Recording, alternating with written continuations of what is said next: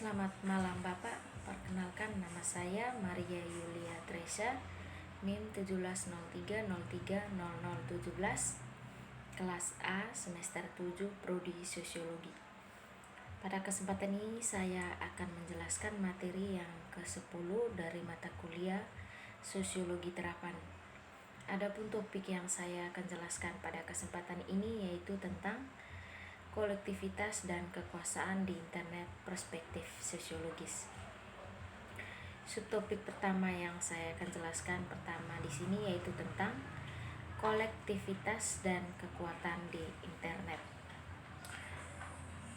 Adapun tujuan pertama dari buku ini adalah untuk menangkap dan menyusun keragaman dengan pendekatan teori, aktor, dan untuk itu dasar menyajikan konsep heuristik tentang perilaku kolektif yang spontan dan terarah aksi kolektif di era digital. Selain spontanitas dan jaringan yang longgar, kolektivitas tidak pernah muncul begitu saja tiba-tiba.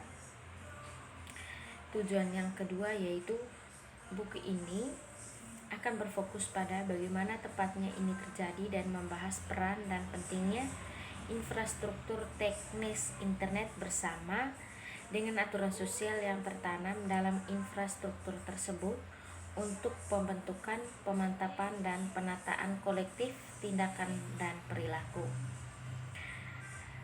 Platform dan infrastruktur utama internet saat ini sedang dikembangkan dan dioperasikan hanya oleh beberapa perusahaan teknologi global, terutama Google, Facebook, Amazon, dan Apple. Adapun tujuan yang ketiga dari buku ini yaitu tidak hanya mencari perbedaan tingkat dan aspek kekuatan perusahaan internet dan pengaruhnya terhadap penataan perilaku kolektif, namun untuk mengeksplorasi hubungan antara kekuasaan dan volatilitas, yaitu faktor atau potensial yang dapat menimbulkan pertanyaan saat ini status. Keempat, artikel dalam buku ini mengkaji lebih rinci karakter yang disebutkan dari ketiga tujuan buku ini, karakteristik dan hubungan antara kolektivitas, infrastruktur, dan daya listrik internet, dan meringkas penelitian yang Departemen Organisasi Sosiologi dan Studi Inovasi di University of Stuttgart terus dilakukan topik ini sejak 2013. Adapun subtopik yang berikut yaitu tentang kolektivitas dan kekuatan di internet. Dalam artikel kedua tentang gerakan sosial, peran yang dimainkan oleh infrastruktur teknis struktur internet saat ini dalam pengembangan dan stabilisasi proses dijelaskan dibahas lebih detail.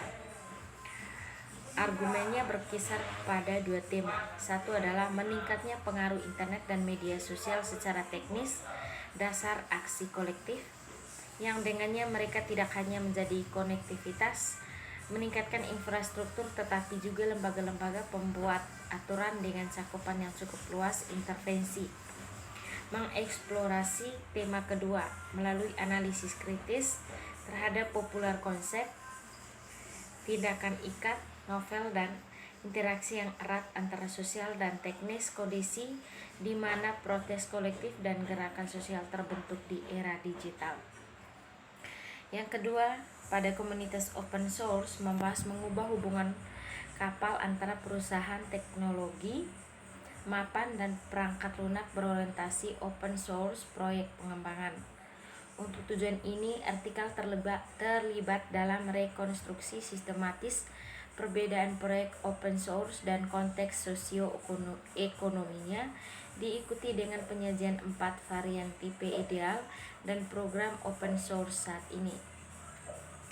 Keempat, artikel yang berkaitan dengan perusahaan internet meneliti masalah ini kekuasaan di dunia online dari sudut tertentu.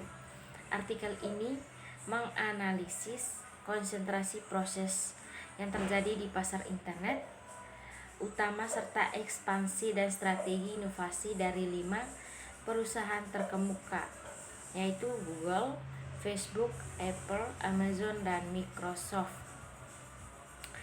Adapun topik yang berikutnya yang saya jelaskan di sini tentang aksi kolektif di era digital, tipologi berbasis aktor. Pertama yaitu perkenalan. Dari kawanan dan kerumunan hingga gerakan dan komunitas, internet memungkinkan bentuk-bentuk baru dari perilaku dan tindakan kolektif dimanapun pada spektrum antara individu dan organisasi.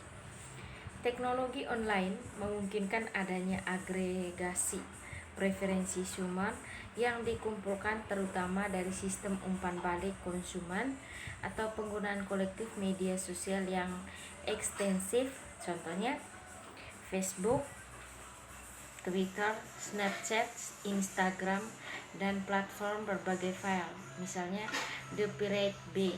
Masalah utama yang akan dibahas dalam artikel konseptual ini muncul dari keduanya defisit dan diperiksa dengan mengajukan pertanyaan tentang: pertama, bagaimana formasi kolektif di web mungkin diklasifikasikan dan dibedakan berdasarkan aktor dan berbasis tindakan teori, dan apa peran kelembagaan infrastruktur teknologi di mana mereka menjalankan permainan berkaitan dengan perkembangan struktur dan aktivitas mereka.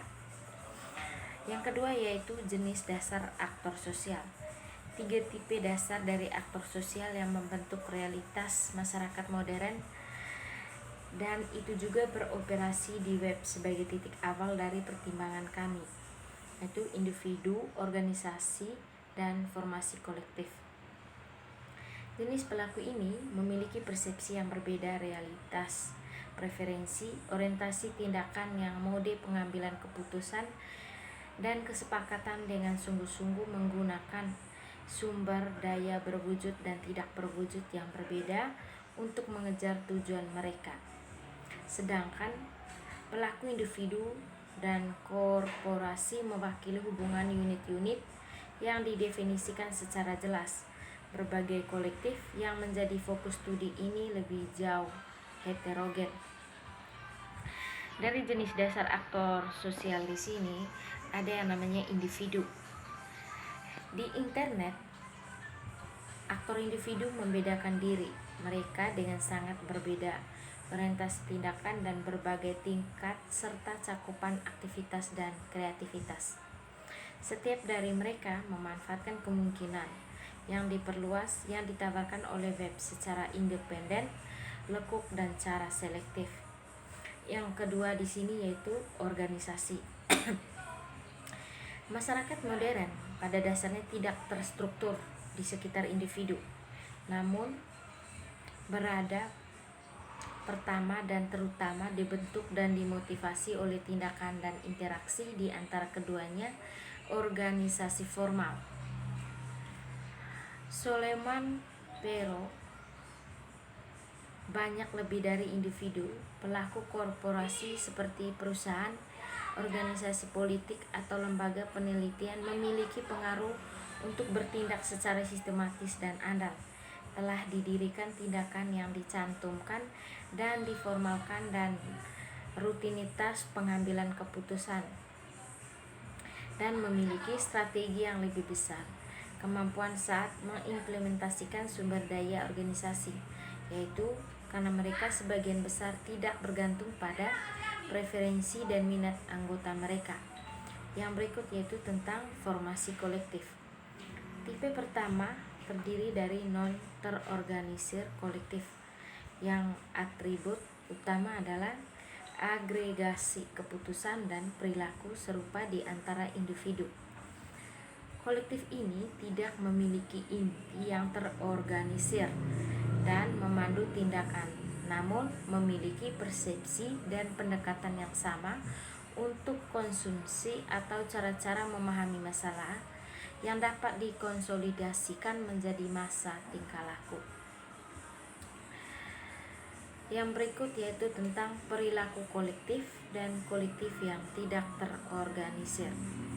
Pertama di sini yaitu jenis perilaku kolektif di web, terdiri dari massa, kerumunan, dan publik. Satu dari yang pertama dan masih menginspirasi taksonomi perilaku kolektif dikembangkan oleh Blumer pada tahun 1939. Dia membedakan antara 3 jenis tersebut, perilaku yang masing-masing dapat berubah menjadi bentuk tindakan kolektif yang lebih stabil. Massa yang tidak terorganisir dapat digambarkan menurut kriteria tertentu sebagai suatu agregat individu anonim timbal balik. Yang kedua di sini tentang kerumunan. Agak lebih digambarkan tidak memiliki koordinator, diucapkan struktur baik, namun ia berbeda dari massa melalui bentuk-bentuk dasar perilaku berorientasi kolektif. Ini terungkap di samping nama dan sering emosi. Peristiwa yang bermuatan nasional menghasilkan medan ketegangan yang menarik perhatian, sementara tanpa mengkonsolidasikan ke dalam bentuk yang lebih solid dulu. Blumer juga membedakan massa dan massa dari publik, yang ia definisikan sebagai sebagian masalah publik yang pesertanya terlibat aktif dalam diskusi tentang topik tertentu dan siapa yang bertukar ide dan solusi yang disarankan muncul bukan sebagai hasil desain tetapi sebagai respon alami terhadap situasi tertentu. Oke, itu saja materi yang saya sampaikan pada malam hari ini. Selamat malam dan terima kasih.